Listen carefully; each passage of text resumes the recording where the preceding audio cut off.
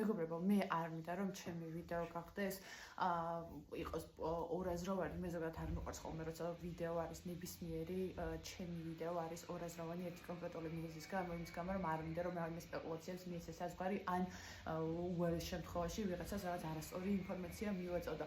როცა მე ვსაუბრობ იმაზე, რომ რეალურად ევროკავშირის რამდენიმე ქვეყანაში კანონი შეიძლება არ კანონობდეს ეთნიკური თვალსაზრისით, ამას მე იმიტომ არ ვამბობ, რომ მე რასისტი ვარ და რომელიმე ეთნიკური წარმომადგენელი არ მიყვარს და რომელიმე ეთნიკურ ნიშანს კონკრეტულად ვებრძვი. უბრალოდ საქმე იმაშია, რომ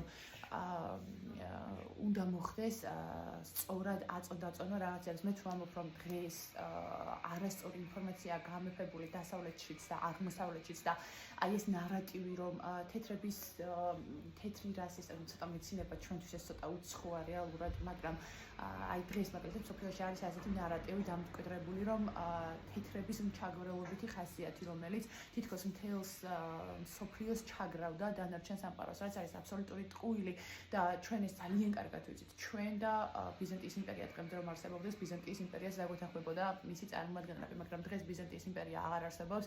დღეს ანატოლიაში უკვე არა კონსტანტინოპოლს მოვიხსენიებთ, არამედ მოვიხსენიებთ როგორც სტამბულს, ხო? შესაბამისად დაიკარგა აი ეს ნაწილი, რაც განიცადა და რისი შთანთქმაც მოხდა რეალურად არათეთრი რასის მიერ და აზიური ხალხის მიერ.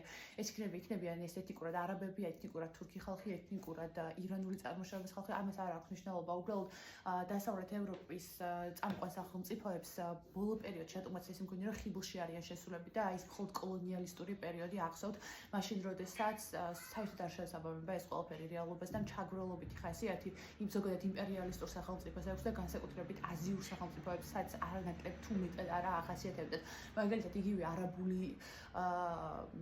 არაბული პრობელობითი ქმედებები ხორციელდებოდა არა მხოლოდ საქართველოს ტერიტორიაზე და ჩვენ ეს ძალიან კარგად ვიცით და ჩვენთვის თეთრების მჩაგვრელობა ცოტა უცხოა, იმიტომ არა რომ ჩვენ თეთრი რასის წარმომადგენლები ვართ და კავკასიელები ვართ, არა, ზოგადად იმიტომ რომ ჩვენს თავზე გამოვცადეთ ყველა არათეთრი რასის წარმომადგენელი იმპერია ჩვენ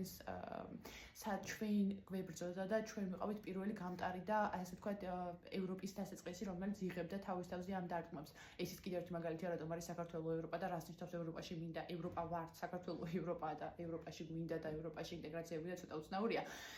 ეს ერთი, თუნდაც აღმოსავლეთის სახელმწიფოებშიც ავიღოთ ყველაზე მარტივი მაგალითი ავიღოთ ეგვიპტის მაგალითი, როდესაც დღეს ადგილობრივი ქრისტიანული მოსახლეობა კოპტები შეადგენენ ძირძველი ნამდვილი ეგვიპტური მოსახლეობა შეადგენენ მოსახლეობის 10%. დანარჩენი არის არაბული მოსახლეობა, ხო?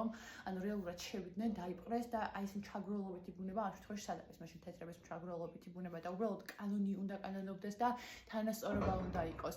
არც რასიზმი, როგორც რასიზმია მიუღებელი, ისეა